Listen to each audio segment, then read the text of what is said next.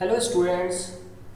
कल हम पढ़ रहे थे पॉलीमर्स के बारे में और हमने पॉलीमर्स को अच्छे से समझा कि पॉलीमर्स क्या होते हैं कि रिपीटिंग चेन्स होती हैं, केमिकल की रिपीटिंग यूनिट्स की चेन होती हैं जिसे हम पॉलीमर कहते हैं। तो हम यहाँ तक आ गए थे कि पॉलिएस्टर, पॉली प्लस एस्टर, जिसमें बहुत सारे एस्टर हों। जैसे ग्लूकोज का पॉलीमर क्या था, cellulose, is actually made up of repeating units of chemical called ester। तो एस्टर की जो रिपीटिंग यूनिट्स होती हैं और जब वो बहुत सारी होती हैं तो उसी को क्या हम बोलते हैं, polyester. Esters are the chemicals which give fruits their smell. तो फ्रूट्स में जो स्मेल आती है वो किसकी वजह से आती है, एस्टर्स की वजह से। Fabrics are sold by names like polycot, polycot, polywool, terricot etcetera as the name suggest. तो ये जो फैब्रिक्स हैं, polycot, polywool, terricot etcetera, as the name suggest, जैसे नेम से पता चलता है, these are by mixing two types of fibres. तो ये दो टाइप के फाइबर्स को मिक्स करने पर बनते हैं। Polycot is a mixture of polyester and cotton. Polycot किसका मिक्सचर है, पॉलिएस्टर और कॉटन का।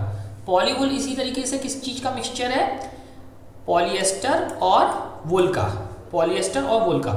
सिमिलरली ऐसी टेरिकॉट किसका मिक्सचर है, टेरिलिन और कॉटन का। तो अब हमने देखा कि इस टाइप से ये मिक्सचर करके इस टाइप से ये फैब्रिक तैयार किया जाता है। आज हम चलते हैं इसके आगे, देखते हैं कि क्या है। देखो, we wear sweaters and use shawls और blankets in the winter.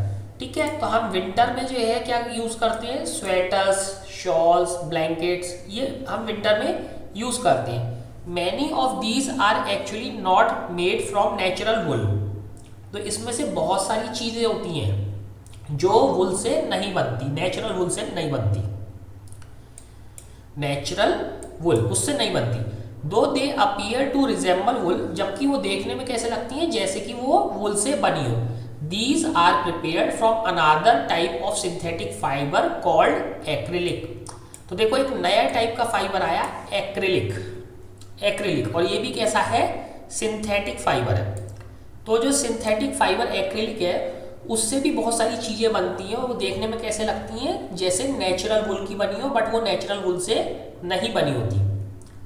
The wool obtained from natural sources is quite expensive. देखो, जो नेचुरल सोर्सेज से जो वुल मिलती है वो एक्सपेंसिव होती है, काफ़ी महंगी होती है।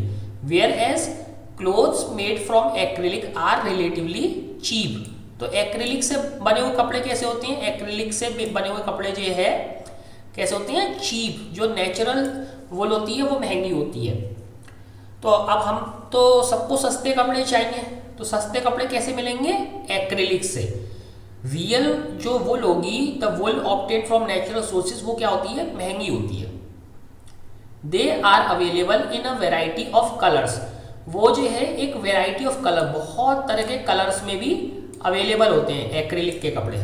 Synthetic fibres are more durable and affordable which makes them more popular than natural fibres.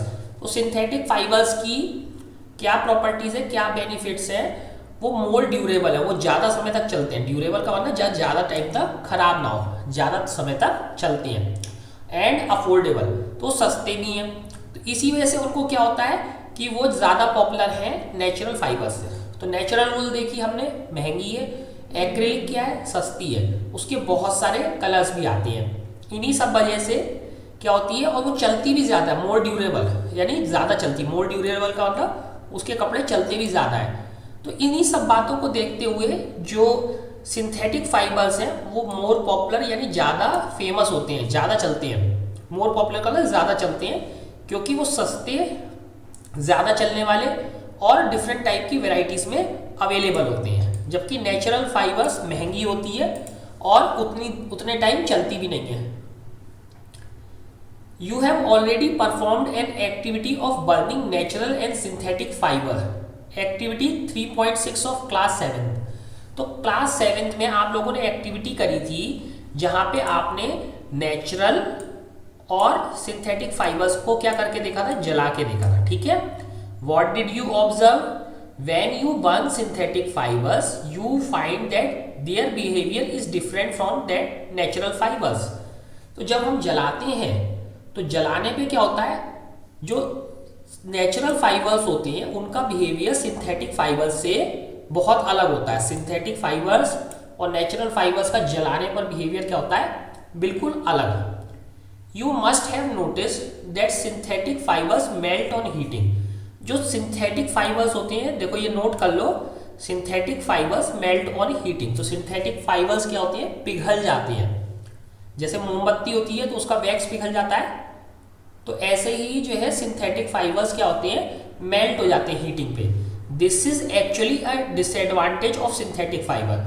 तो देखो अभी तक तो हम सब एडवांटेजेस बेनिफिट्स पढ़ रहे थे, तो लेकिन उसके कुछ नुकसान भी तो होंगे सिंथेटिक फाइबर के। This is actually a disadvantage of synthetic fibre.